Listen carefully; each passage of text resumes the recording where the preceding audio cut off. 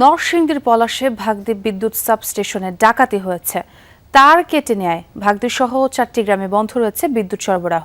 নরসিংদী পল্লী বিদ্যুৎ সমিতি 111-এর ঘোড়াশাল জোনাল অফিসের উপমহাব্যবস্থাপক মনোয়ার হোসেন জানান, ভোরে 3টি মোটরসাইকেলে আসা দুর্বৃত্তরা নিরাপত্তা প্রহরী ও লাইনম্যানকে অস্ত্রের মুখে জিম্মি করে। পরে প্রায় 4 লাখ টাকা মূল্যের তামার তার সহ বিভিন্ন মালামাল লুট করে পালিয়ে যায় তারা। ডাকাত দল সঞ্চালন লাইনের তার কেটে নেয়, বন্ধ হয়ে যায় 4টি গ্রামের বিদ্যুৎ সরবরাহ। খবর পেয়ে ঘটনাস্থল পরিদর্শন করে পুলিশ। জড়িতদের ধরতে অভিযান চলছে বলে জানিয়েছে কর্মকর্তারা।